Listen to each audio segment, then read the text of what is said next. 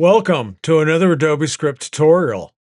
This time InDesign Fill and Stroke Properties. Here's the code we'll run on a blank document. It starts with a few essential variables. The document that is open, the first page of the document, the only layer of the document, two swatch variables, none and black. For this demonstration, we'll work in points.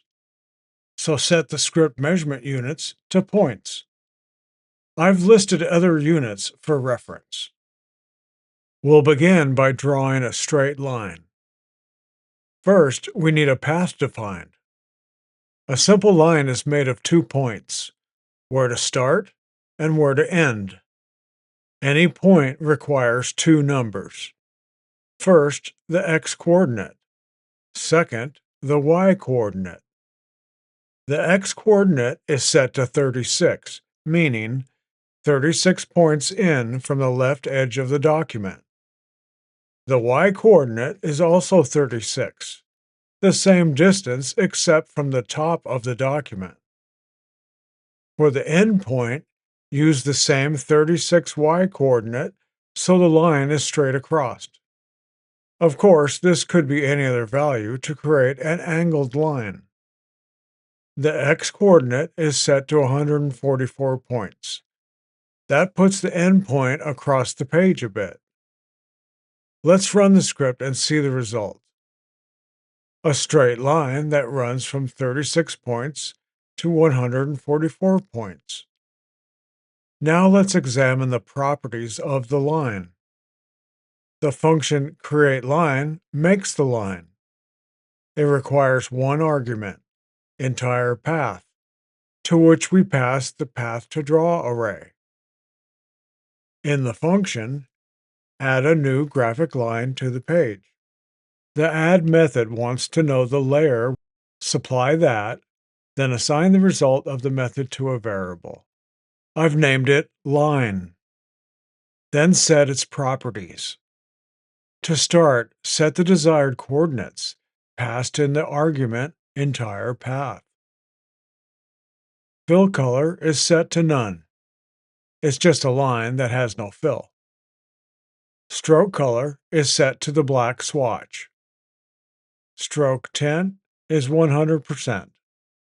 Stroke weight is 1 point. Set overprint stroke true or false, your choice. Next, InDesign offers a number of arrowheads. For now, they are set to none. I'll make one of them triangle and run the script. That's how to get arrowheads. Next is stroke end cap. The usual is butt end cap. I've listed the available choices, which are the same in the InDesign interface. Next is stroke end join. The usual is miter end join. Miter limit is an integer from 1 to 500. Typical is 4. This is the limit of when a pointed miter join becomes a squared-off bevel join. Stroke alignment is center, inside, or outside. All of these choices are the same in the InDesign interface. Next is the stroke type. Again, each choice in the interface is available in script. When the choice is dashed, the property stroke, dash, and gap is available. This is an array of 2 to 6 numbers. Each 2 numbers are a dash length value and the gap length. I'll make the stroke type dashed.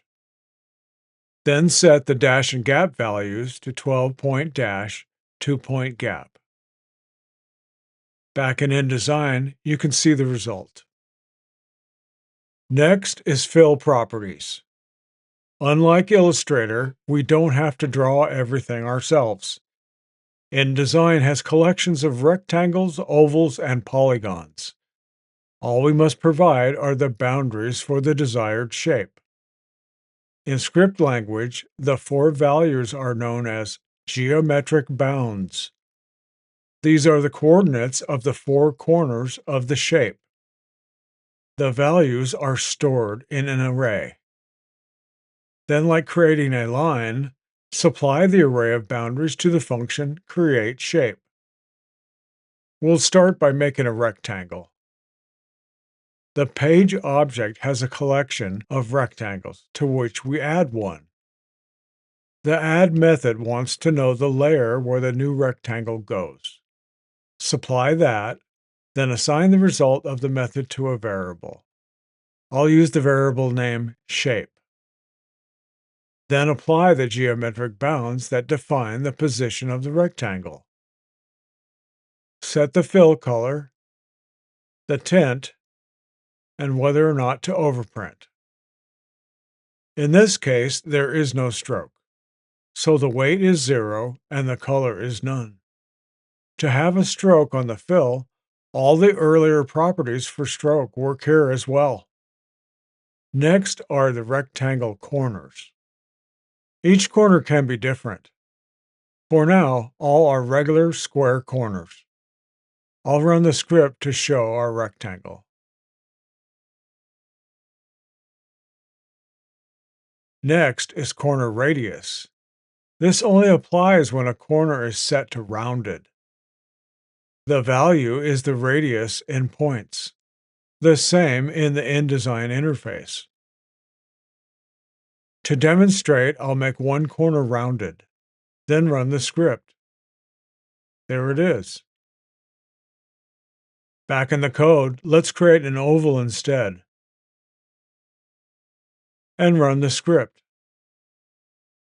That's how it works. I've made a download for the code.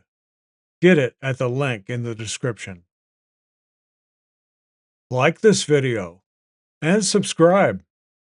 Also, leave a comment. All feedback is welcome. Click the video or playlist on screen for more. Thank you for watching.